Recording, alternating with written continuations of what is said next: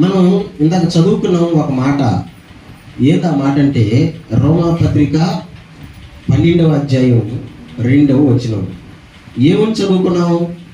ఒకసారి స్టార్ట్ చేస్తారా? ఇందాకలాగే, మీరు ఈ లోక మర్యాదను అనుసరింపక ఉత్తమమును అనుకూలము సంపూర్ణమై ఉన్న దేవుని చిత్తమేదో పరీక్షించి తెలుసుకున్నట్లు మీ మనస్సు మారి నూతన మొగుట వలన రూపాంతరము పొందుడి. పౌలు రోమా సంఘానికి చెప్తున్న ఒక అమూల్యమైన మాట ఏంటంటే, రోమా సంఘమా, మీరు రూపాంతరము చెందాలి అని చెప్తున్నాడు. ఆలకించండి. రూపాంతరము చెందాలి. రూపాంతరము చెందాలి అంటే ముందు మనసు మారాలంట. మనసు మారిన వాళ్ళే రూపాంతరం చెందుతారు. మనసు మారకపోతే రూపాంతరం చెందరు. ఇక్కడ ఒక విషయాన్ని సంఘం గుర్తుపెట్టుకోవాలి. దేవుడు మారమంటున్నది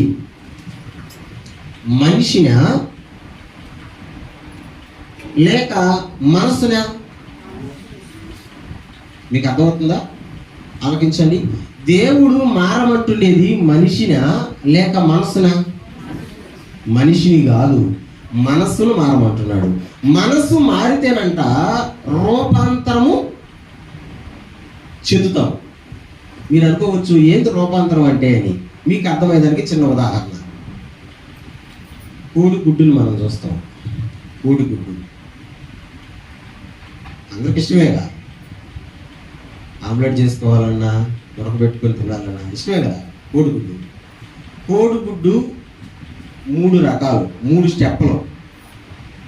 పైన మనకు అందరికీ తెలుసు, తెల్లగా ఒక మనం ఏమంటామని తొక్క అంటామా? సరే, తొక్క అనుకున్నాం. లోపల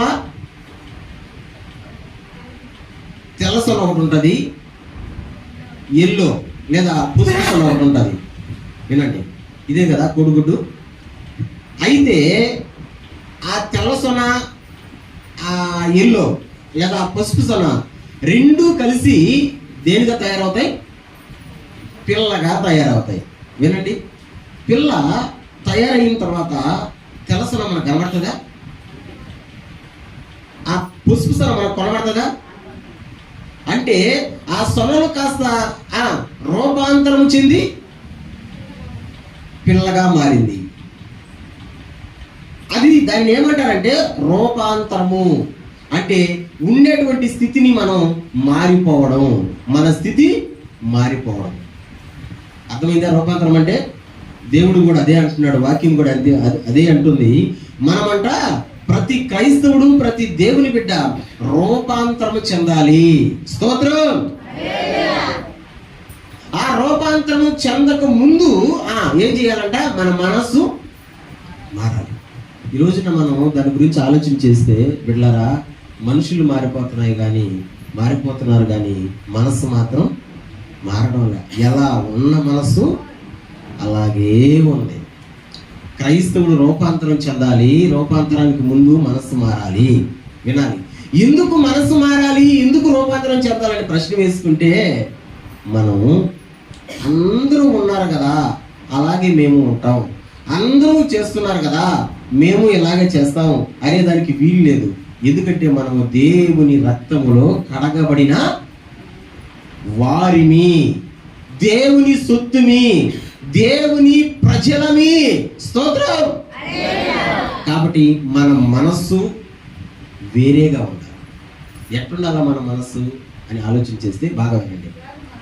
ఈ లోకానికి సంబంధించిన వాటి మీద కాదు మన మనస్సు ఉండాల్సింది, దేవునికి సంబంధించిన వాటి మీద మనసు. గుర్తుపెట్టుకోండి, అందరి మనసులు దేని మీద ఉంటాయి? లోకానికి సంబంధించిన వాటి మీదే ఉంటాయి కదా. ఎప్పుడు చూడండి, మనసంతా లోకానికి సంబంధించిన వాటి మీదే ఉంటుంది. ఎవరినైనా మీరు చూడండి, ఎతకండి, పరిశీలించండి, ఎలాగైనా చేయండి, కానీ ప్రతి ఒక్కరి మనసు లోకానికి సంబంధించిన వాటి మీదే ఉంటుంది. కానీ దేవుడు అంటాడు, ఆ మనసును మార్చుకొని రూపాంతరం చెందు. మన మనసు ఉండాల్సింది లోకానికి సంబంధించిన దాని మీద కాదు, మనసు దేవునికి సంబంధించిన దాని మీద ఉండాలి. ఆలోచించండి, ఎప్పుడైనా మీరు దేవునికి సంబంధించిన వాటి మీద మనసు పెట్టుంటారా? అసలు ఆలోచనకు వస్తుందా? రాదా? అర్థం కదా? మీకు వివరించి చెప్తా.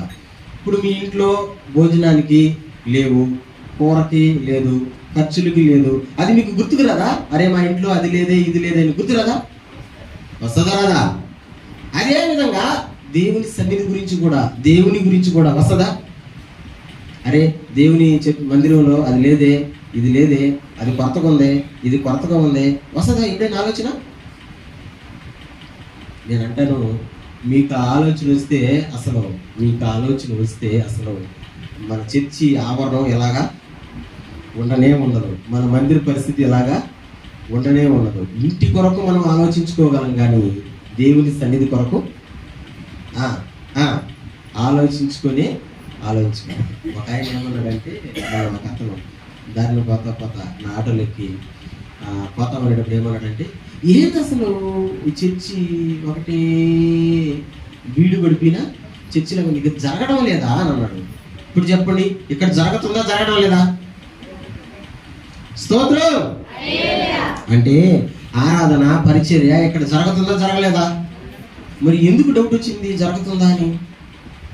ఉండేటువంటి పరిస్థితిని చూసి, అంటే చుట్టూ ఉండే పరిస్థితిని చూసి, అరే దీనికి ఏది ప్రహరీ లేదే, ఏది ఎక్కడ చెట్లే లేదే, ఎక్కడ పడితే అక్కడ గడ్డి మొలిసేస్తుంది. నేను అదే అంటాను, ఈ లోకానికి సంబంధించినటువంటి మనసు కనుక మనకు ఉంటే దేవునికి సంబంధించిన వాటి మీద మనసు పెట్టలేము. అందుకని బైబిల్ అంటుంది, మీ మనసు ఎట్టుండాలంటే మీ మనసు మారాలా, లోకానికి సంబంధించిన మనసు కాకుండా దేవునికి సంబంధించిన మనసు అయి ఉండాలా. స్తోత్రం. దేవునికి సంబంధించిన మనసు నీకు ఉండాలి అని అంటే ముందు నీ మనసు మారాలా, నువ్వు రూపాంతరం చెందాలా. నువ్వు రూపాంతరం చెందకుండా, నీ మనసు మారకుండా దేవునికి సంబంధించిన వాటి మీద మన మనసు పెట్టాలంటే రాదు. అందుకే నేను దేవుని వాక్యంలో నుంచి దేవుని సంబంధించినటువంటి మనసుగా మన మనసును మార్చుకోవాలంటే ఏం చేయాలంటే ఒక 3 విషయాలను మనం చేయాలా లేదా పాటించాలా, అలా ఉండాలా. ఇప్పుడు చూపించగలిగినటువంటి ఈ 3 విషయాలు కనుక మనలో కనుక ఉండగలిగితే, మనం చేయగలిగితే ఖచ్చితంగా మన మనసు మారడం సత్యం, గ్యారంటీ. స్తోత్రం. ఎవరో చెప్తే మారదు మనసు, మారుతుందా? ఎవరినైనా మీరు మార్చేదానికి ప్రయత్నం చేయండి, మారతారా? అది చెప్పండి, మారతారమా? మారనే మారరు. నువ్వు మంచి మాట చెప్పు, నువ్వే ఆ మనిషికి శత్రువు అయిపోతావు, అంతే. నువ్వే శత్రువు అయిపోతావు. ఎందుకంటే నువ్వు చెప్పిన మాట ఆ అవతల మనిషికి నచ్చలేదు కాబట్టి శత్రువు అయిపోతావు. కాబట్టి ఎవరో చెప్తే ఎవరో మారరు. నువ్వు చెప్తే నేను మారను, నేను చెప్తే నువ్వు మారవు. నువ్వు మారాలి అంటే నీకు నువ్వే మారాలి. ఒకసారి ఒక సహోదరి ఏడుస్తా ఉంది, నా కాడికి వచ్చి చెప్పింది, అయ్యా నువ్వు చెప్తే నీ మాట వింటాడు, నువ్వు పాస్టర్ కదా అన్నా. వాళ్ళు దేవుని నమ్ముకోవాలి, వాళ్ళ అన్నిలు.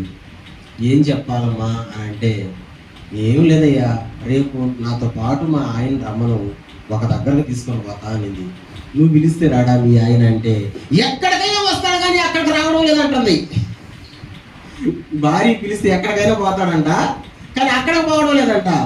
ఏమమ్మా పంపు తీసి అక్కడ ఏం చేసి పెట్టున్నావు నువ్వు, అక్కడికి ఎందుకు రావడం లేదంటే అవంటది, ఏం లేదయ్యా మా ఆయన తాగుడు మానిపిద్దామని నేను ఆయన కొరకు ఒక నెలలో ఏ పెద్దామని పిలుస్తున్నాను, రావడం లేదు, నువ్వైనా చెప్పానంటే, ఏమ్మా ఎందుకు ఏమించాలనుకున్నావంటే, ఏం లేదయ్యా 1 సంవత్సరం పత్తి పెడతారంట, వాళ్ళు భయం పెడతారంట, ఈ సంవత్సరం రోజులైనా ఆయన తాగుడు మానేసి నేను ప్రశాంతంగా, అరే చెప్పండి రా, నేను నా పిల్లలు ప్రశాంతంగా తిని ప్రశాంతంగా ఉంటాము, మారుతాడేమోనండి. నేను అంటాను తర్వాత స్టార్ట్ చేయడా అన్న. తర్వాత అంటే సంవత్సరం అయిపోయిన స్టార్ట్ చేయడంటే స్టార్ట్ చేస్తాడు. అప్పుడు పరిస్థితి ఎట్లుంటుందంటే, ఇప్పుడు మిగలు పెట్టిన డబ్బులన్నీ ఆ సంవత్సరం అయిపోయిన తర్వాత కాజేస్తాడంట. ఇదే పనిట పాపం. నేను అంటాను, ఒక మనిషి మారాలంటే ఒకరు చెప్తే మారడు. ఒక తాగుబోతుని మార్చి చూడు, ఒక జోదరుని మార్చి చూడు, ఒక తప్పుడు పని చేస్తున్న వాళ్ళు మార్చి చూడు, మారడు. వాడు మారాలి అని వాడు మనసుకే అనిపిస్తేనే మారతాడు. నేను అదే అంటాను, నీ మనసు మారాలని నేను చెప్తే నువ్వు మారవు. నీ మనసు మారాలని నీకు నువ్వు అనుకుంటే ఖచ్చితంగా మారగలవు. మరి మనసు మారాలా? ఈ మనసు దేవునికి సంబంధించిన విషయాల మీద పెట్టాలా, నేను రూపాంతరం చెందాలా అని అనుకున్న వాళ్ళు ఖచ్చితంగా నేను ఇప్పుడు చెప్పే ఈ 3 విషయాలు చేయాలా, ఈ 3 పనులు చేయాలా. ఏంటి ఆ 3 పనులు? ఒకసారి మత్తయి సువార్తకు వచ్చింది, వచ్చారా? 5వ అధ్యాయానికి రండి, 5వ అధ్యాయానికి రండి. 2, 3, 4 వచనాలు ఒకసారి చూద్దాం. లేదా మొదటి వచనం కానించి ప్రారంభించండి.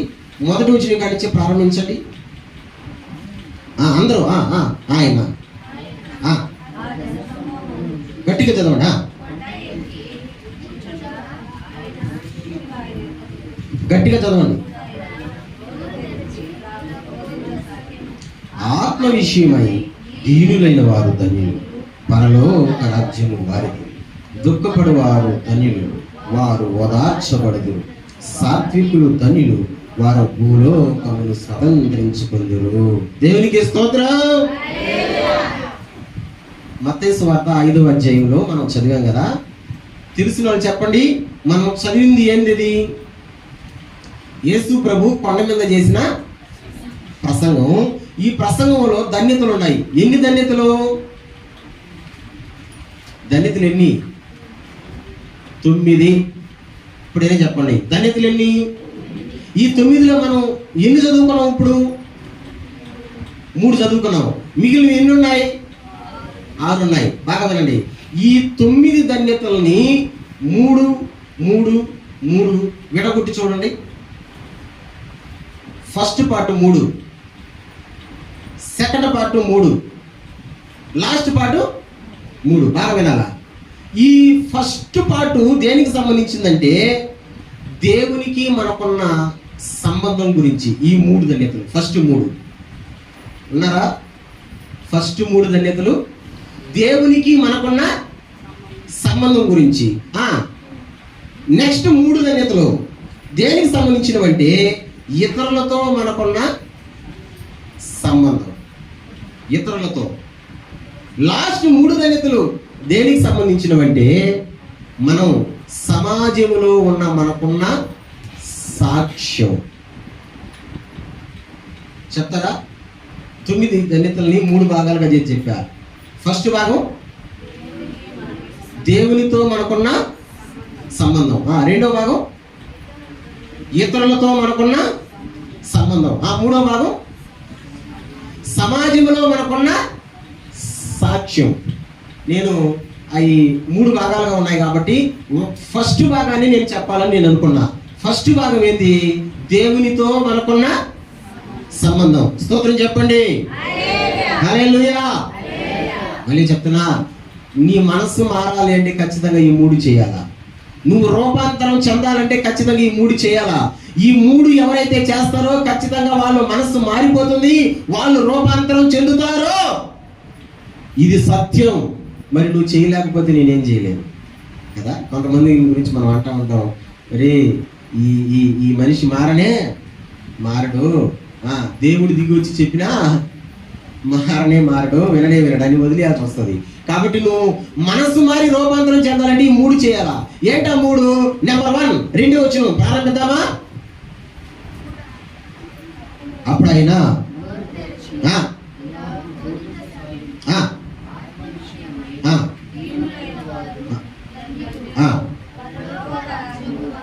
అది ఒకసారి నాతో పాటు చెప్పండి. ఆత్మ విషయమై, సౌండ్ పెట్టండి. ఆత్మ విషయమై దీనులైన వారు ధన్యులు, పరలోక రాజ్యము వారిది. ఎవరిదంట పరలోక రాజ్యం? ఆత్మ విషయమై దీనులైన వారు. బాగా వినాలి. అంటే ఒక మనిషి మనస్సు మారి రూపాంతరం చెందాలంటే ముందు ఆ మనిషికి ఉండాల్సిన లక్షణం దీనత్వం.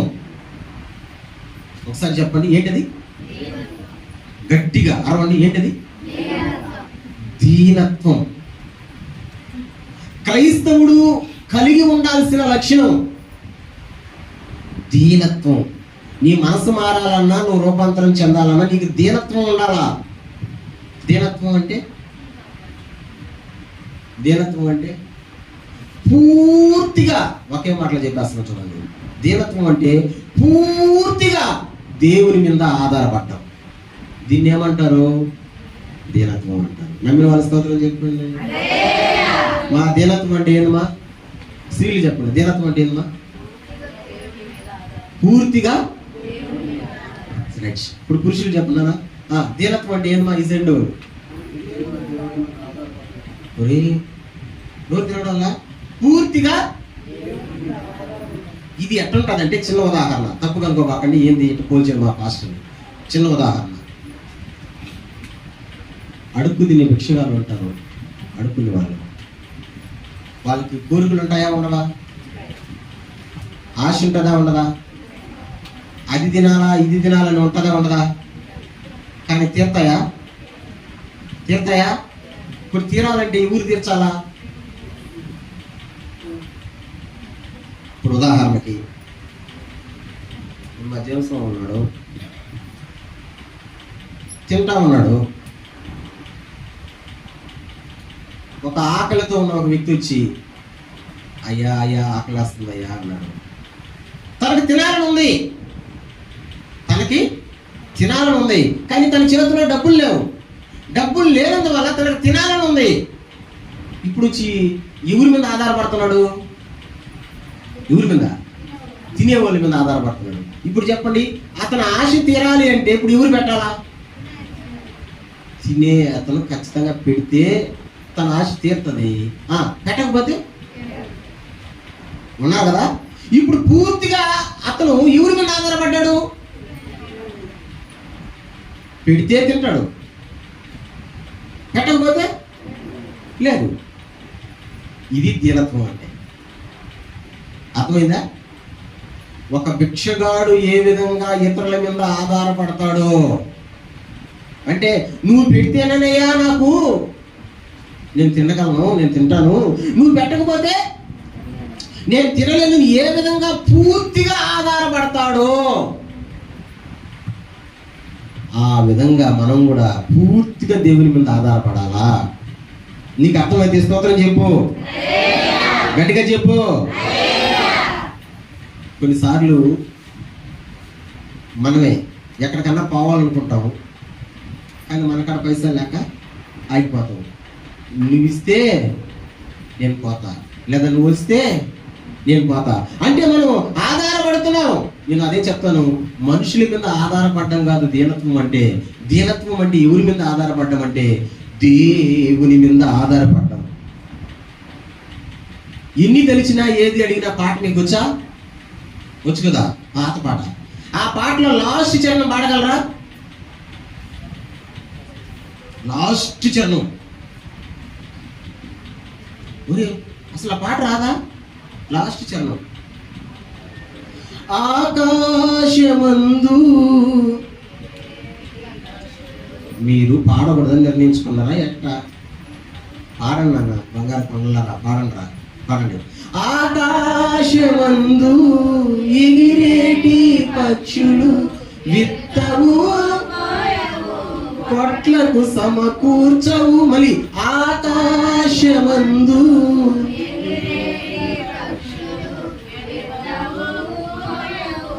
కొట్లకు సమకూర్చవు, వాటిని కూడా పోషించుచున్నావు, వాటిని నా జీవం పోషింపుమా ప్రభువా, నా జీవం.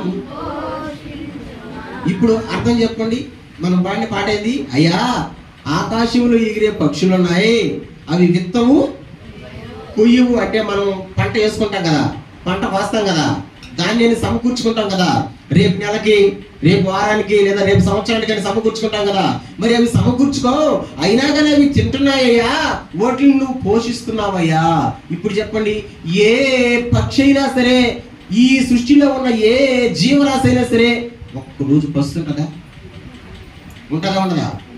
మీరు నిజంగా చెప్పండి, పస్తుంటదా? చీమ పస్తుంటదా? పక్షి పస్తుంటదా? పురుగు పక్షి పస్తుంటదా? చెప్పండి, ఉంటుందా ఉండదా? చేప పస్తుంటదా? మరి పస్తులు ఉండేది ఎవరు చెప్పండి? వారానికి ఎన్ని రోజులు పస్తుంటారా? కనీసం ఒక రోజు కాకపోయినా సగం రోజైనా పస్తుంటాం, ఒక్క పూటైనా పస్తుంటాం. మీకు అర్థమవుతుందా నేను చెప్పేది? మరి ఈ సృష్టిలో ఉన్న ఏ జీవరాశి పస్తు లేనప్పుడు, ఏ జీవరాశి ఆకలితో లేనప్పుడు, మనిషి మాత్రమే ఎందుకు పస్తుంటున్నాడు? పస్తు ఉండాల్సి వస్తుంది. ఎప్పుడైనా ప్రశ్న వేసుకున్నారా? దానికి సమాధానం మీకు తెలుసా? ఏంటి ఆ సమాధానం అంటే, అవన్నీ దేవుని మీద ఆధారపడ్డాయి కాబట్టి, దేవుడా నువ్వు పెడితేనే మాకు దిక్కు, నువ్వు పెడితేనే మేము తింటాం, నువ్వు పెట్టకపోతే మాకు పస్తే అని దేవుని మీద ఆధారపడుతున్నాయి కాబట్టి దేవుడు పస్తు పెట్టడం లేదండి. హల్లెలూయా. మనం దేవుని మీద ఆధారపడం, పూర్తిగా ఆధారపడతాం కానీ పూర్తిగా ఆధారపడం. మనం దేని మీద ఆధారపడతామంటే మనుషుల మీద ఆధారపడతాం, లేకపోతే దేని మీద ఒక దాని మీద మనం ఆధారపడతాము. ఆధారపడుతున్నాము కనుకనే మనం పస్తు ఉండగలుగుతున్నాం. నాకు ఇష్టమైన పాట సాయిలన్న గారు రచించిన పాటలో ఒక చరణం పాడదామా? లేదా పల్లవి పాడదామా? అయ్యా డమ్ము కొట్టే ఆయన ఎవరు ఉన్నారా? డమ్ము కొట్టే ఆయన గుర్తాను పాడదామా? సింహపు పిల్లలు లేమి గలవై ఆకలి నిన్నాశ్రయించిన ఏమేను యేసయ్యా నీ కృప. సింహపు పిల్లలు లేని గలవై ఆకలి గురునే గాని నిన్నాశ్రయించిన ఏమేను యేసయ్యా నీ కృప. ఏమేను కొదువలేదయ్యా యేసయ్యా నీ కృప. పడతాం. పిలిచితే పలికేవు, అడిగితే చేవు, అలసిన నా బ్రతుకు ఆనందపరచేవు.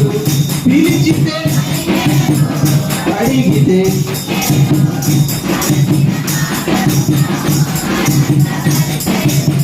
నీ మాట వజ్రాలము నా బ్రతుకు ద్రాక్షలతో నీ మాట యేసయ్యా నా బ్రతుకు. హల్లెలూయా. నిజం చెప్తున్నాను, ఫస్ట్ నీ మనస్సు మారి నువ్వు రూపాంతరం చెంది నువ్వు దేవుని గురించి ఆలోచించి దేవుని రాజ్యానికి నువ్వు వెళ్ళాలనుకుంటే, నెంబర్ 1 నీలో దీనత్వం ఉండాలా. దీనత్వం ఉండాలా. దీనత్వం, దీనుడు అంటే ఎవరంటే పూర్తిగా దేవుని మీద ఆధారపడినవాడు. 11వ అధ్యాయానికి రండి. 11వ అధ్యాయం. దేంతో 11వ అధ్యాయం? దేంతో 11వ అధ్యాయం? ఆ మత్తయి వాక్యంలోనే 11వ అధ్యాయానికి రండి. 28, 29 చదువుతామా? 28వ వచనం, 29వ వచనం. ప్రయాసపడి భారం మోసుకొనుచున్న సమస్త జనులు చదవండి. నా యొక్క అందరూ చదవం గట్టిగా. నేను గట్టిగా చదవండి. నేను సాత్వికుడను, దీన మనస్సు గలవాడు కనుక నా కాడి ఎత్తుకొని నా ఎత్త నేర్చుకుని అప్పుడు మీ ప్రాణములకు విశ్రాంతి కలుగును. 29 వచ్చిన స్టార్టింగ్ లో చూడండి, నేను సాత్వికుడను దీన మనస్సు కలవాడను. స్తోత్రం చెప్పాలా గట్టిగా. యేసయ్య అంటున్నాడు, నా దగ్గరకు రండి, నేను సాత్వికుడును. నా మనసు ఎలాంటి మనసు అంటే దేవుని మనసు అంట. ఎలాంటి మనసు అంట? దీన మనసు. పేర్లు పెట్టుకుంటాం మనం. ఎవరు ఉన్నారా మన సంఘంలో దీనమ్మ? దీనమ్మ అనే పేరు ఎవరికైనా ఉందా? దీనమ్మ ఎవరికైనా ఉందా? దీన అని ఎవరిని పెట్టావా? అరే ఎంత మంచి పేరు. ఈసారి బాప్తిసం తీసుకుంటే ఎవరికైనా పెట్టేద్దాం ఆ పేరు కదా. శ్రీనివాసత్రంలో ఉంది దీనక్క. మంచి ప్రార్థనా పనులు, భలే ప్రార్థన చేస్తుంది దీనక్క. నన్ను వినండా, యేసయ్య అంటాడు నా మనసు దీన మనసు. దీన మనసు అంటే అర్థమైంది, నేను పూర్తిగా దేవుని మీద ఆధారపడమే కదా దీనత్వం అంటే. ఇప్పుడు మీకు ఒక చిన్న మాట మీకు అర్థమయ్యేదండి. యేసయ్య గెత్సేమనే వనంలో ప్రార్థన చేశాడా? చేయలేదా? గట్టిగా చెప్పండి, చేశాడా చేయలేదా? యేసయ్య ప్రార్థనలో పవర్ ఉందా లేదా? పవర్ లేదా? చచ్చిపోయినోడు లీలా, రోగులు బాగుపడలా, ఆయన ఏదంటే జరగలా అంటే పవర్ ఉందా లేదా? ఇప్పుడు గెత్సేమనే తోటలో ఏం ప్రార్థన చేశాడంటే, ఇంకా ఆయన పట్టుకొని పోతారు, ఆయన సిలువుకు అప్పగిస్తారు అన్నప్పుడు మరణమగునంతగా ఆయన ప్రాణము ఉన్నప్పుడు, అప్పుడు గెత్సేమనే వనంలో యేసయ్య చేసిన ప్రార్థన, తండ్రి నీ చిత్తమైతే ఈ గిన్నె నా ఎద్ద నుంచి తొలగించు, అయినను నా చిత్త ప్రకారము కాదు నీ చిత్త ప్రకారమే. ఇప్పుడు వాస్తవానికి మనకు బాగలేదు, డాక్టర్ దగ్గరికి వెళ్ళాము, సార్ నాకు మందులు సార్ అంటావా? నన్ను బాగు చేయి సార్ అంటావా? నీకు ఇష్టమైతే నన్ను బాగు చేయి సార్, నీకు ఇష్టం లేకపోతే నన్ను బాగు చేయబాక అంటావా? మీరు ఎప్పుడైనా డాక్టర్ కాడ పోయి నీకు ఇష్టం అయితే బాగు చేయి సార్, నన్ను నీకు ఇష్టం లేకపోతే బాగు చేయబాక అని అంటావా? అసలు ఎప్పుడైనా అన్నావా? ఆననే అనం. ఎందుకంటే డాక్టర్ కాడ పోయేది ఎందుకు? బాగా అవడానికి. యేసు ప్రభు చూడండి, నన్ను అయ్యా ఈ శ్రమల నుంచి పైకి లేవనెత్తు అనాల్సింది పోయి ఏమన్నాడంటే, అయ్యా నా ఇష్టము కాదు నీ ఇష్టం. అంటే ఎవరి మీద ఆయన మనస్సు ఉందో తెలుసా? మనకు దారి చూపిస్తున్నాడు దేవుడు. ఇదిగో నేను ఏ విధంగా అయితే దీన మనస్సు కలిగిన వాడినిగా, ఏ విధంగా అయితే పూర్తిగా తండ్రి మీద ఆధారపడ్డానో మీరు కూడా ఆధారపడాలి. నేను ఒక్క మాట చెప్పినా నాన్న, చాలా జాగ్రత్తగా ఉండండి మాట. గాలిపటం ఆకాశములో ఎగరుతుంది, చాలా ఎత్తులో ఎగరుతుంది.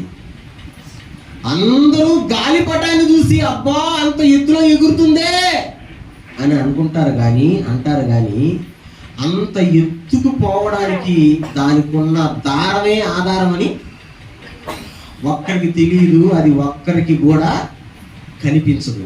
నేనేం చెప్తున్నానంటే, నువ్వు ఎత్తుకు ఎగరాలన్నా నీకు ఒక దారం ఉండాలా, ఆ దారం ఉండాలా, ఆ దారమే దేవుడు. గట్టిగా చప్పట్లు కొడదామా? ఎందుకు కష్టంలో ఉంటావు? ఎందుకు కన్నీళ్ళలో ఉంటావు? ఎందుకు శ్రమలో ఉంటావు? ఎందుకు ఇబ్బందుల్లో ఉంటావు? నాకు లేదు అని ఎందుకు అనుకుంటావు? పూర్తిగా దేవుని మీద ఆధారపడు. దేవుడు నడిపించకపోతే అప్పుడు చూడు. ఆయన నడిపించాలంటే మనం పూర్తిగా దేవుని మీద ఆధారపడాలా. అందుకనే దేవుడు అంటాడు, నువ్వు ఎందుకు నీ మనసు మారడం లేదంటే, నువ్వెందుకు రూపాంతరం చెందలేకపోతున్నావు అంటే, నువ్వు పూర్తిగా ఆధారపడడం లేదు.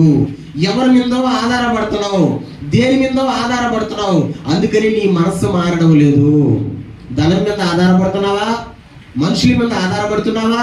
ఇంకెవరో దాని మీద వారి కోసం ఆధారపడుతున్నావా? నువ్వు ఎవరి మీద ఆధారపడుతున్నావు? ఎవరి మీద? అందుకని దేవుడు అంటాడు, ఫస్ట్ నీలో దీనత్వం ఉండాలా. సంగమా నేర్చుకోండి, మనలో ఏముండాలి? ఫస్ట్ కొంచెం గట్టిగా చెప్పండి, ఏముండాలా? దీనత్వం అంటే ఏమా? పూర్తిగా దేవుని మీద నా అనే అహం, నేను అనే గర్వం ఎప్పటికీ మనకు ఉండకూడదు. నిజమేనా?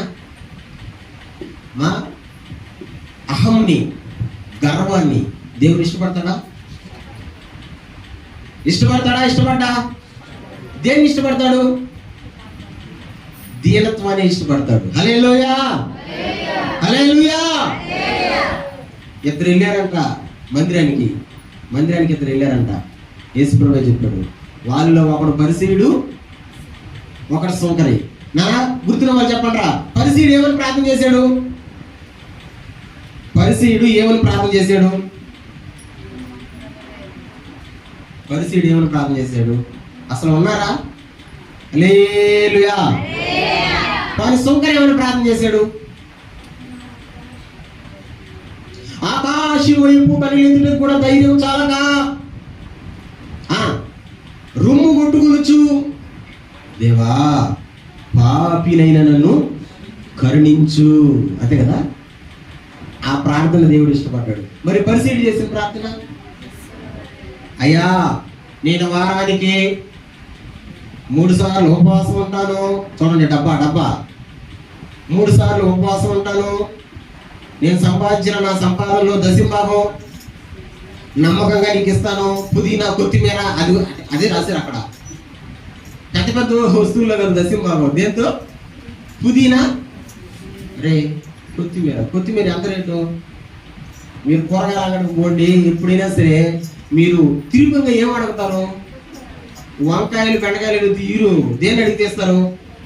అన్నా కూరగాయలు తీసుకున్నాను కదా, నాకు కొంచెం కొత్తిమీర పెట్టంటే పానీ లేని కొత్తిమీర పెడతాడు ఫ్రీగా. ఇప్పుడు వీడు 10% ఏం చేస్తున్నాడు?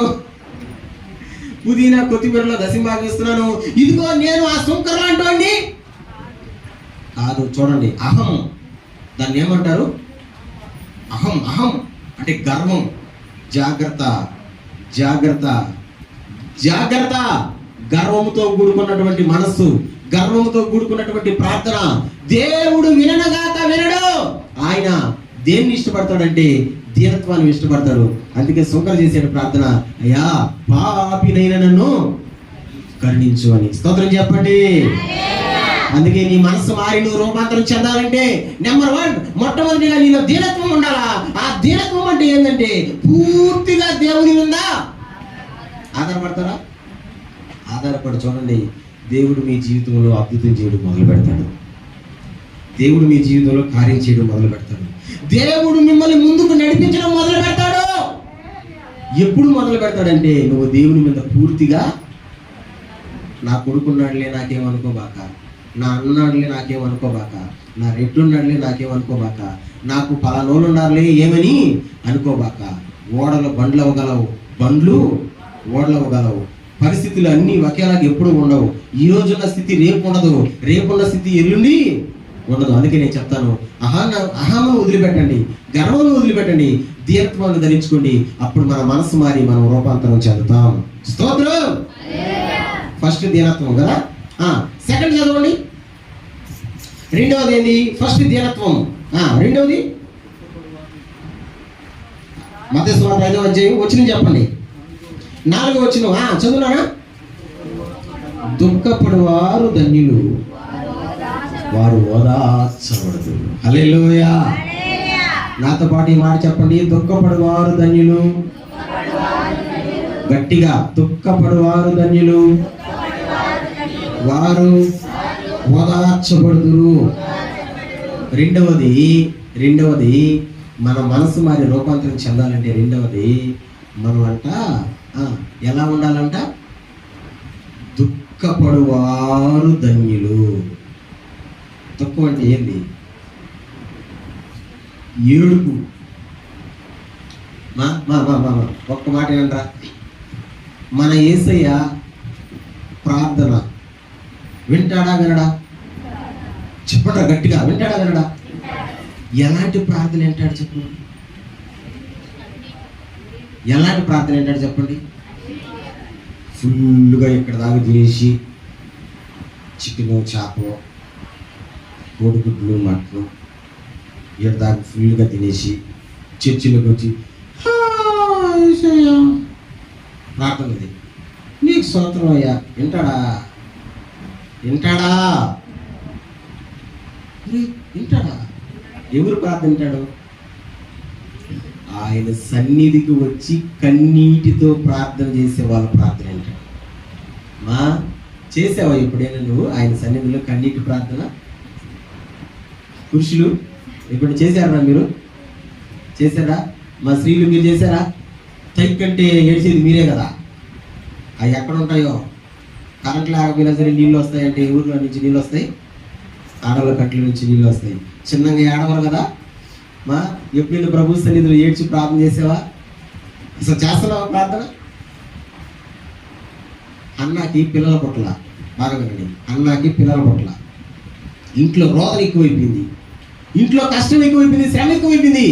ఆ కష్టం బాధ అంతా దేవుని మందిరంలోకి వచ్చి అన్న ఏం చేస్తుందంటే ఏడుస్తుందంట. ఎట్ట ఏడుస్తుందంటే పిల్లలు మాత్రం కదులుతున్నాయి కానీ శబ్దం బయటికి రావడం వల్ల ఏడుస్తుంది ఏడుస్తుంది ఏడ్చి ప్రార్థన చేసింది. పాస్టర్ కూడా అపార్థం చేసుకున్నాడు, తాగేసి వచ్చింది ఈ మనిషిని. ఎందుకంటే కొంతమంది ఏడుస్తారు. ఎప్పుడు ఏడుస్తారంటే కైపు బాగా అప్పుడు వస్తాయి కావాలా. ఏందా? ఏమ్మా బాధలు గుర్తొస్తాయి. ఎప్పుడు ఫుల్గా తాగేసి కైపెక్కిపోయినప్పుడు నాకు ఎప్పుడెప్పుడో అన్న ఆ పనులు కూడా అప్పుడు గుర్తొస్తాయి. తాగేడ్చే వాళ్ళు ఉన్నారు లేదా? చచ్చిపోతే ఏడవరా? అప్పుడు దాకా గొంతులు నీళ్లు పోతుండ్రా మనిషికి. చచ్చిపోతే అమ్మా నన్ను వదిలేసిపోయావా, నానా నన్ను వదిలేసిపోయావా, అప్పుడు దాకా గొంతులు నీళ్లు పోతుండ్రావు కదా. ఆ దుఃఖాలు కాదు ఇక్కడ అడుగుతున్నది. చచ్చిపోతే వచ్చే దుఃఖం, కైపిక్కువైపోతే వచ్చే దుఃఖం కాదు. ఏ దుఃఖం అంటే నానా మనస్ఫూర్తిగా నీ గుండెని చీల్చుకొని రావాలి దుఃఖం. దాన్ని ఏమంటారంటే కన్నీటి ప్రార్థన అంటారు. నువ్వు దేవుని దగ్గర నీ మనస్సు మారి దేవుడు నీ జీవితంలో కార్యం చేయాలంటే నువ్వు ప్రార్థన చేయాలా. అల్లటప్పగా చేసే ప్రార్థన కాదు, నీ గుండెని పిండేసే ప్రార్థన, కన్నీటి ప్రార్థన. అన్నమ్మ ప్రార్థన చేసింది. పాస్టర్ అనుకున్నాడు తాగేసి వచ్చింది. ఏమమ్మా తాగేసి వచ్చి చర్చికి అన్నాడు. ఆ మంటది, అయ్యా నేను తాగేసి రాలేదు కానీ మనో దుఃఖము గలదానిగా ఉన్నాను. నాకు దుఃఖం ఉందయ్యా లోపల. నా ఏడుపు ఎవరికి చెప్తున్నాను? దేవునికి చెప్తున్నాను అని చెప్పింది. స్తోత్రం చెప్పు. ఇంకొక ఆంగడేసి ఇక్కడికి వచ్చింది. పాపాత్మురాలు పాపాలు క్షమించుకొని ఇంటికి పోయింది. ఈమె చేసిన పని ఏంది? కన్నీళ్లతో పాదాలు కడిగిందంట. అబ్బా అస్సలు ఊహించండి. మా కాళ్ళు కడుక్కోవాలంటే ఎన్ని నీళ్ళు కావాలా? చెప్పమా, కాళ్ళు కడుక్కోవాలంటే ఎన్ని నీళ్ళు కావాలా? తలకాయ ఓపుతుంది కానీ మాకు సమాధానం చెప్పండి. కానీ మీరు చెప్పండి రా, కాళ్ళు కడుక్కోవాలంటే ఎన్ని నీళ్ళు కావాలా? కనీసం ఒక చెమ్మైనా కావాలి కదా. ట్రై చేయండి, చెమ్ము నీళ్ళు కావాలా గంటలో నుంచి. ట్రై చేయండి స్వామి, ట్రై చేయి. వస్తాయా? మన ఖర్చు కూడా తడవదు కదా. ఒక్క బొట్టు 2 బొట్లు వచ్చేదే కష్టం. ఎంత ఏడుపు ఏడ్చుంటే కన్నీళ్లతో పాదాలు కడిగింది, తల వెంట్రుకలతో ఆయన పాదాలని తుడిసింది. అప్పుడు యేసయ్య అన్నాడు, ఏమన్నాడంటే మా విస్తారమైన నీ పాపాలను నేను క్షమించానన్నాడు. బాబా ఏడస్తా వచ్చింది యేసయ్య దగ్గరికి, నవ్వుతా పోయింది యేసయ్య కాడి నుంచే. స్తోత్రం. ఇది కదా ఆశీర్వాదం అంటే. ఎట్టొచ్చింది చెప్పరా నాన్న? ఎట్టొచ్చింది? ఎట్ట పోయింది? చూసా పోయిందంట. క్లారిటీగా చెప్పమ్మా. ఎట్టొచ్చింది? ఎట్ట పోయింది? ఇది కదా ఆశీర్వాదం అంటే. నువ్వు మందిరానికి ఏడస్తా వచ్చినా ఎక్కడి నుంచి పోయేటప్పుడు, మందిరంలో నుంచి పోయేటప్పుడు ఎట్ట పోవాలా? నవ్వుతా పోవాలా, సంతోషంగా పోవాలా. నీ దుఃఖాన్ని దేవుడు సంతోషంగా మార్చాలంటే నువ్వు ఇక్కడ ఏం చేయాలంటే వచ్చి నిద్రపోతే కుదరదు, ఫుల్గా తినేసి వచ్చి ఆవులిస్తే కుదరదు. ఇక్కడికి వచ్చి ఏం చేయాలా? కన్నీరు విడిచి ప్రార్థన చేయాలి. చేర్చుడు దేవుడు నీ జీవితంలో కార్యం చేయడం మొదలు పెడతాడు. అందుకే నేనేమంటానంటే మన చర్చి ఎన్ని గంటలకి? 9 గంటలకి 8:30కి వచ్చి చర్చిలో 8:30కి వచ్చి అట్టా రెడీ చేసి పెట్టుంటారులే మా పిల్లలు కావచ్చు, పాస్టర్లు కావచ్చు. కూర్చో, మోకరించు, ఒక అరగంట సేపు మోకాల మీద ఉంగు, మోకాల మీద నిలబడు, చేతులు జోడించు. నీ బాధ ఏందో, నీ కష్టం ఏందో, నీ ఇబ్బంది ఏందో, నీ శ్రమ ఏందో, నీ పరిస్థితి ఏందో కన్నీరు కార్చి అడుగు.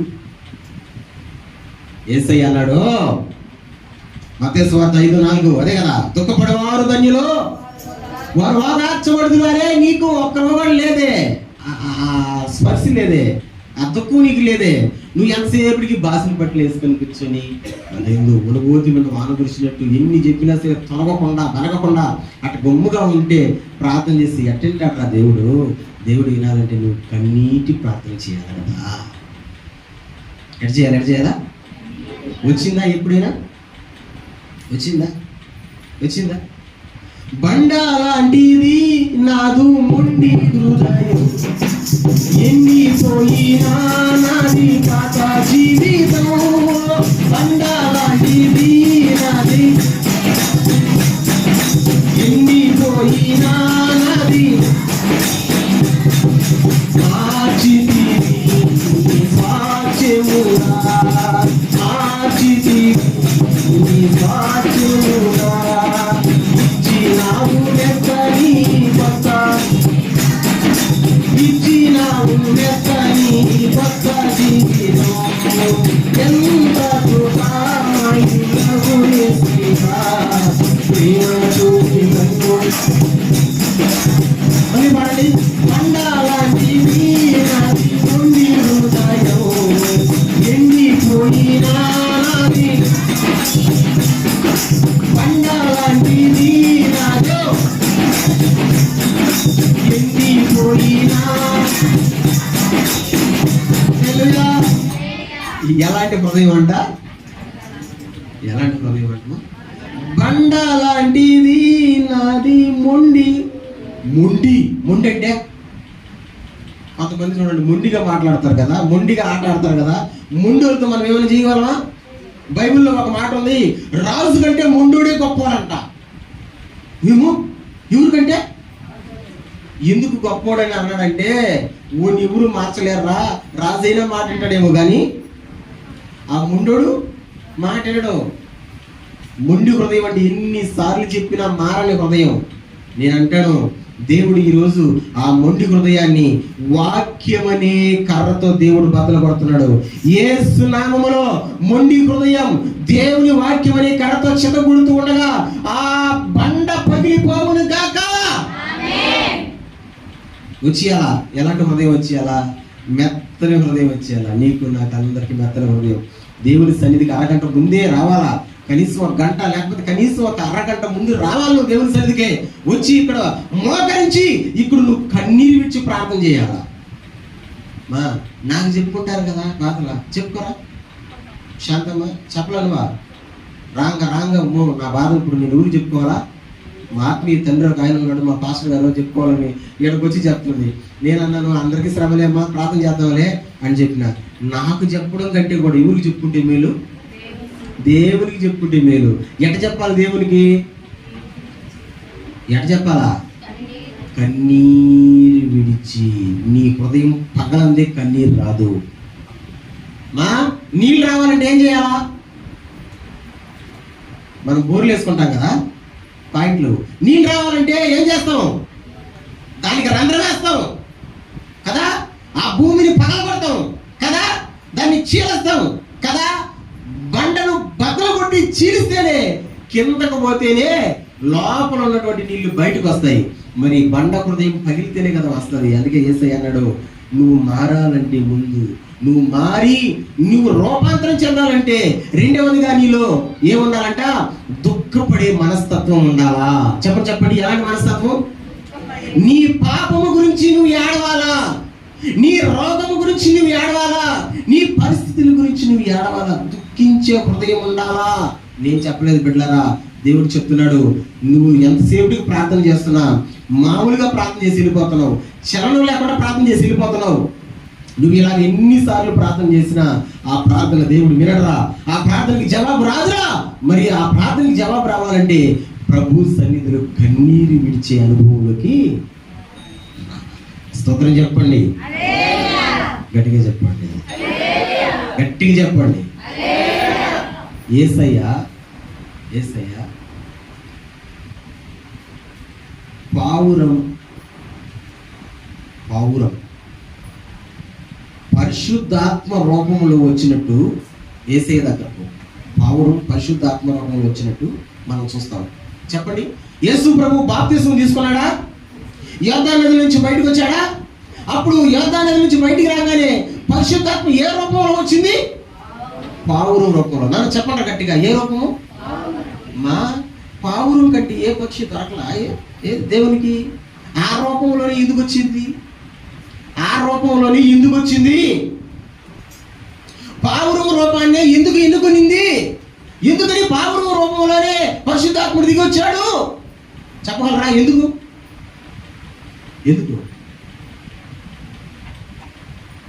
పావురం పరిశుద్ధతకు సూచన. దానిలో ఒక అలవాటు ఉంటుంది. 24 గంటలు గూట్లో కూర్చొని అంటది. అంటే ఏంటది? మూలగడం. చాలా మంది దీన్ని చూసి ఏమంటారంటే అరే ఇంటి మీద ఒకటే మూలుగుడు అయిపోయిందిరా, దీన్ని సాకూడదురా అని అంటారు. కానీ అదేం చెప్తుందంటే నేను నా ఇంట్లో మూలగుతున్నాను, నా మూలుగుని ఎవరికి చెప్తున్నాను? దేవునికి చెప్తున్నాను. స్తోత్రం. ఇజ్రాయేల్ పాస్టర్ గారు చనిపోయి ఎక్కడున్నాడో తెలియదు కానీ ఆయన ఒక పాట రాశాడు, బలి పాట. నేను మూలుగుతూ అలసి ఉన్నాను, ప్రతి రాత్రియు కన్నీరు విడుచుచు.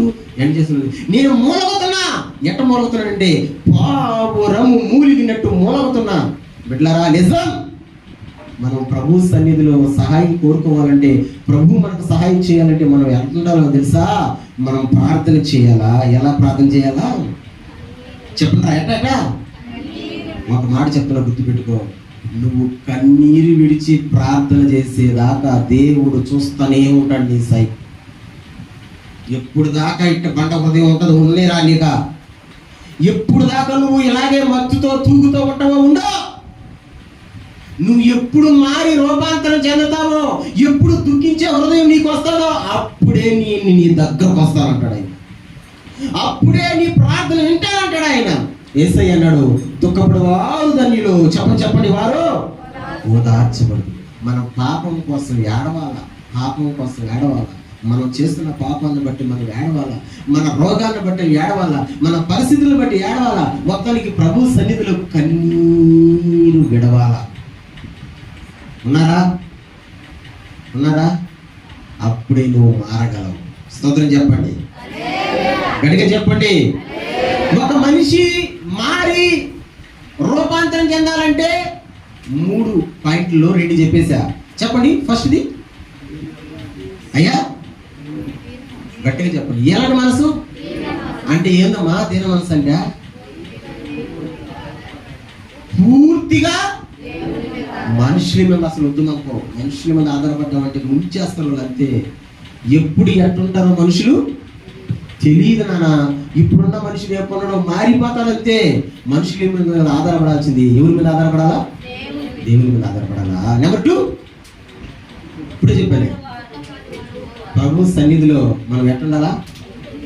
వస్తావా? రేపు ఆదివారం నుంచి అయినా కనీసం 8:30 కన్నా వస్తావా? కనీసం 8:30కైనా కనీసం వస్తావా? వచ్చి ఒక అరగంట అయినా నువ్వు దుఃఖంతో నీ శ్రమ ఏదో, నీ బాధనేదో నువ్వు దేవునికి చెప్పుకోగలవా? లేదు. ప్రార్థన స్టార్ట్ చేసిన 9:30కు వస్తానంటావా? 10 గంటలకు వస్తానంటావా? 10:30కు వస్తానంటావా? నువ్వు ఏడ్చి ప్రార్థన చేయనంత వరకు నీ సమస్య నీలోనే ఉంటుంది అంతే. ఆ సమస్యను దేవుడు తీర్చేయాలంటే నీ గుండె పగలాలా, కన్నీరు కార్చి ప్రార్థన చేయాలా. స్తోత్రం.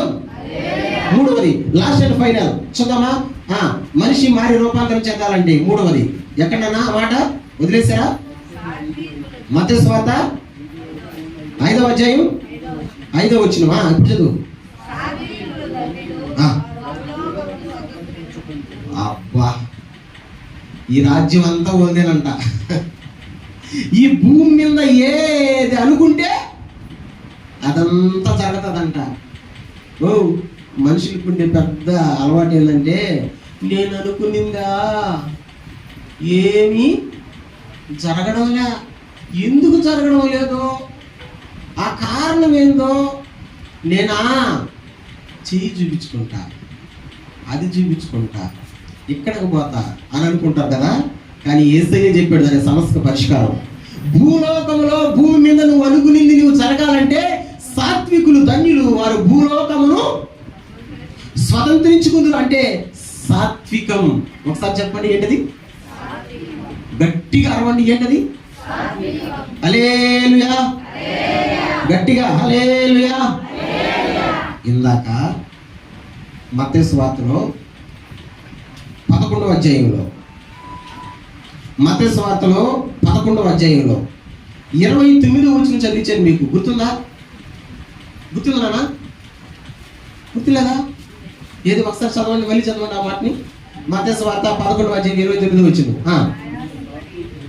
29. నేను సాత్వికుడును దీన మనస్సు గలవాడను. యేసయ్య చెప్పాడు, ఏమన్నాడంటే నేను. ఇప్పుడు మళ్ళీ మనం కలిగి ఉండాల్సింది ఏంది? సాత్వికం. ఫస్ట్ దీనత్వం చెప్పుకున్నాం, ఇప్పుడు సాత్వికం. సాత్వికం, సాత్వికం. అందరూ చెప్పండి, ఏంటది? హల్లెలూయా. దీనత్వం అంటే ఏంటది? పూర్తిగా. సాత్వికం అంటే ఒక మాటలో చెప్పినా, మనకు ఎంతున్నా ఏమున్నా అదుపులో ఉండడం. ఎంతున్నా ఏమున్నా అదుపులో ఉండడం. ఒకసారి చెప్పండి, ఎంతున్నా. ఏం చెప్పలేదా? ఎంతున్నా ఏమున్నా అదుపులో ఉండడం. కొంచెం ఉంటే చాలు ఎగిరిగిరి పడతారు కదా. కొంచెం అంటే ఎంత? 1 లక్ష. 1 లక్ష ఇంట్లో 1 లక్ష రూపాయలు ఉందంటే ఎట్లుంటారా? నన్ను కొట్టే వీరుడు ధీరుడు ఎవడు లేడురా అంటాడు. అదేనా? అవునా కదా? మాకు 2 ఉంటే మొన్న ఆయన పట్టణ పగ్గాలను ఏకంగా 10 ఉంటే ఏకంగా చూసుకో. కరుణా కింద పైన చూడరు, కింద పైన చూడరు. కానీ సాత్వికం అంటే ఏంటంటే, ఎంత ఉన్నా ఏమున్నా అదుపులో ఉండడం. ఇప్పుడు యేసు ప్రభు ఏమన్నాడు? నేను సాత్వికుడను. చెప్పండి, యేసయ్యలో పవర్ ఉందా లేదా? శక్తి ఉందా లేదా? హల్లెలూయా. పవర్ లేదా ఆయనకి? లేదా? చెప్పండి రా, లేదా? బలం లేదా? ఆయనకే బలం లేకపోతే మనం ఎవరికాడికి బాగలం? అందుకే నేను రాసా, నా బలం నువ్వయ్యా అని. ఎత్తుకుంటానా ఆ బలం? యేసయ్యా.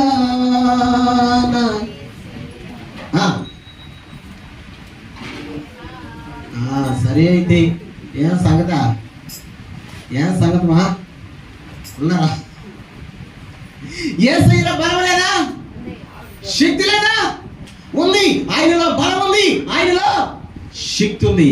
కానీ యేసయ్య అదుపులో ఉన్నాడు. యేసు ప్రభువుని పట్టుకోవడానికి సైనికులు వచ్చారు. బాగా వినాలి. సైనికులు వచ్చారు, పట్టుకోకపోతున్నారు. పేతురు కోపం వచ్చింది. బొట్లో ఉన్న కత్తి తీసి, చెప్పండి రా, బొట్లో ఉన్న కత్తి తీసి కుడి చెవిని తెగ నరికేశాడు. అప్పుడు యేసు ప్రభు ఏమన్నాడు గుర్తుందా? పేతురుతో ఏమన్నాడు? రా చూపిస్తారా? మత్తయి సువార్త 26వ అధ్యాయం.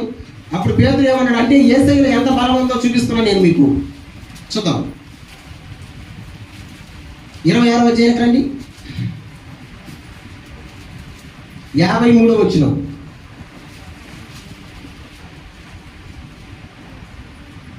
తీసిన వాళ్ళు చదవండి. మత్తయి సువార్త 26వ అధ్యాయం 53వ వచనం తీసిన వాళ్ళ. ఈ సమయమున లేకపోతే అప్పుడు 52 నుంచి బాగుంటుంది. యేసు నీ కత్తి వరలో తిరిగి, యేసు నీ కత్తి వరలో తిరిగి పెట్టుము. కత్తి పట్టుకున్న వారందరూ కత్తి చేతనే నశింతురు. ఈ సమయమున, బాగా వినాలా, ఈ సమయమున నేను నా తండ్రిని వేడుకొనిన ఎడల ఆయన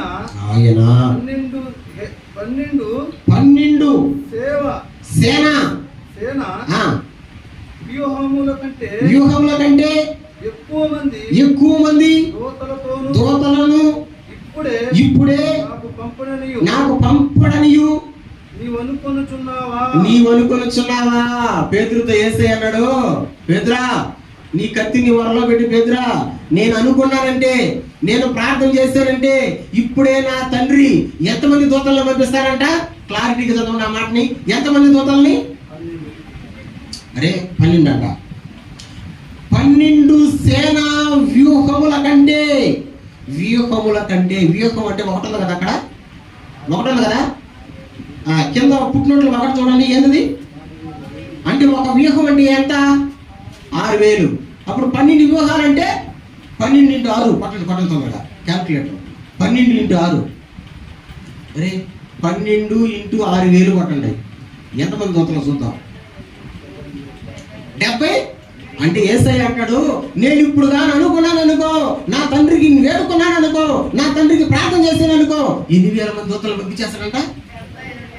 72,000 మంది దూతలు వస్తారంట. హల్లెలూయా. ఎంతమంది? ఒక్క దూత ఎంతమందితో ఫైట్ చేస్తుందో తెలుసా?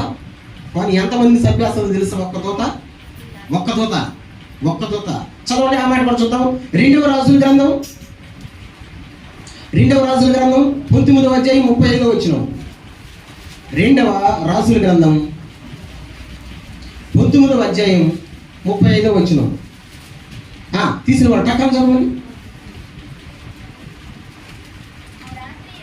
ఆ రాత్రి యెహోవా దూత బయలుదేరి అష్షూరు వారి దండు పేటలో చొచ్చి 185,000 మందిని. ఎంతమంది దూతలమా? ఎంతమంది దూతలా? ఒక్క దూత ఎంతమంది చంపేసిందమా?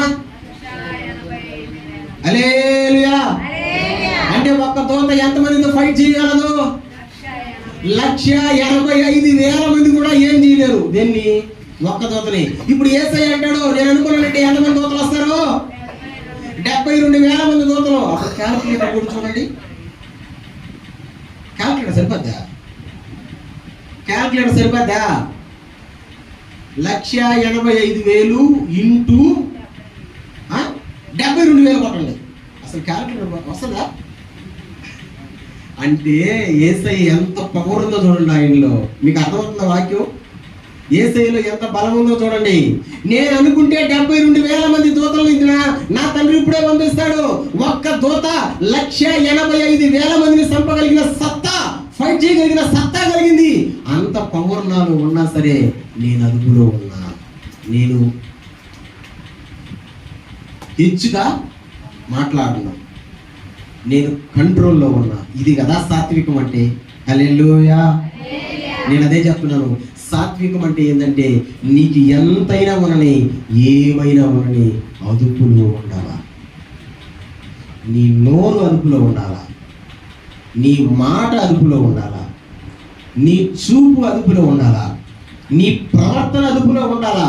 టోటల్ నీ బ్రతుకంతా అదుపులో ఉండాలా. స్తోత్రం చెప్పండి. అదుపు తప్పితే అవమానం ఏమొస్తుంది? అదుపు తప్పితే. నేను ఒక్క మాట చెప్పనా నన్ను బాగానంట.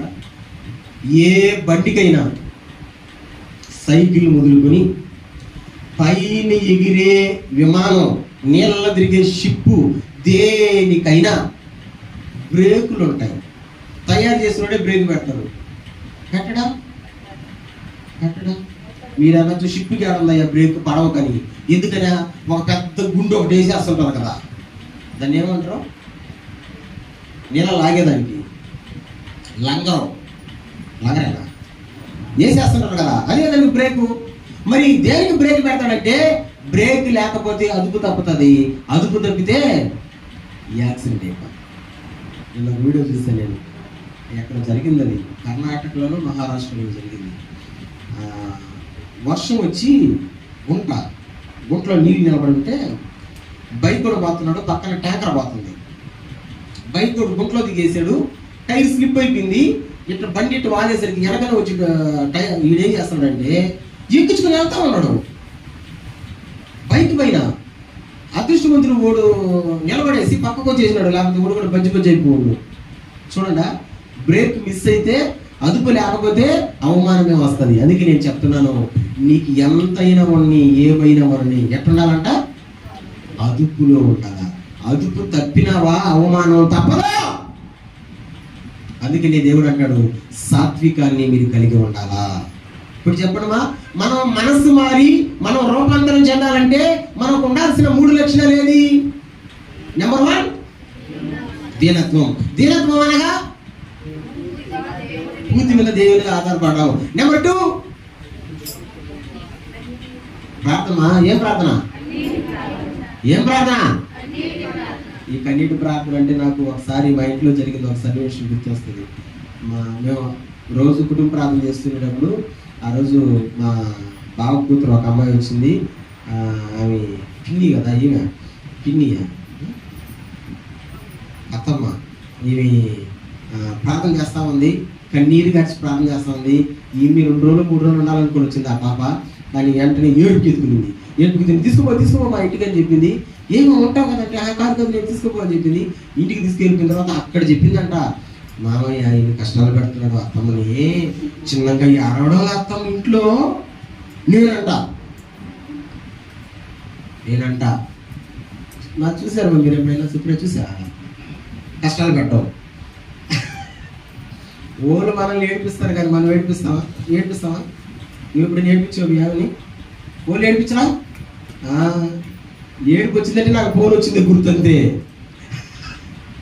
అయ్యగారు ఎంత పెద్ద మగోడు, అయినా కానీ ఆడతా ఫోన్ చేస్తాడు, సారా నా కొడుకు సారా. మంచిది, అది ప్రేమ. తప్పు కదమ్మా, తప్పు కాదు. మీకు అర్థమవుతుందంటారా? దెబ్బకు పోయి నేను అప్పుడు ఫోన్ చేశాను. నేనేం చెప్పానంటే, మేము కొట్టుకొని తిట్టుకోవడం కాదు, మేము ప్రార్థన చేస్తే అలాగే కన్నీరు విడిచి ప్రార్థన. ఎందుకు కొట్టుకొని బాధ భరించలాగా ఏడుస్తుంది అనుకున్నాను నేను. దుఃఖంతో చేయాలి ప్రార్థన. నెంబర్ 1 దీనత్వం కలిగి ఉండాలా. నెంబర్ 2 దుఃఖంతో ప్రార్థన చేయాలా. నెంబర్ 3 సాత్వికము. సాత్వికం అంటే ఎంతున్నా ఏమున్నా అదుపులో ఉండడం. బిడ్డ అదుపు తప్పరా. ఈ 3 గుణ లక్షణాలు మనం అలవాటు చేసుకోగలిగితే మనం మారిపోతాం. మనసు మారిపోతుంది. మన మనసు మారిపోయి రూపాంతరం చెందుతాం. గుడ్డు ఏ విధంగా పిల్లగా రూపాంతరం చెందిందో, హల్లెలూయా, నీవు కూడా రూపాంతరం చెందుతావు. ఆ రూపాంతరం చెందాలంటే 3 అలవాట్లు ఉండాలా. అప్పుడే నీ మనసు మారుతుంది. 3 అలవాట్లు లేకపోతే నీ మనసు మారదు. ఎంతమంది చెప్పినా మారదు, ఎవరు చెప్పినా మారదు. మారాలనుకుంటున్నావా? నీ మనసును మార్చుకోవాలనుకుంటున్నావా? నువ్వు రూపాంతరం చెందాలనుకుంటున్నావా? అయితే ఈ 3 లక్షణాలు అలవాటు చేసుకో. తల వంచు ప్రార్థన చేద్దాం. సాధ్యమైతే మోకరించు ప్రార్థన చేద్దాం. నా ప్రియ దేవుని బిడ్డ, నా ప్రియ దైవ జనాంగమా, ఈరోజు వాక్యం మీద నువ్వు ప్రభా మీరు మాతో మాట్లాడారు ప్రభా. లోకం చెప్తుంది గర్వంగా ఉండని, దేవుడు చెప్తున్నాడు ధీరుడుగా ఉండని. లోకం చెప్తుంది ఏడవమాక స్ట్రాంగ్గా ఉండని, కానీ దేవుడు చెప్తున్నాడు ఆయన మందిరంలో నీ పాపం గురించి ఏడువని. లోకం చెప్తుంది పోరాడని, దేవుడు చెప్తున్నాడు సాత్వికంగా ఉండని. లోకం మాట వింటావా, దేవుని మాట వింటావా? అర్థం చేస్తా.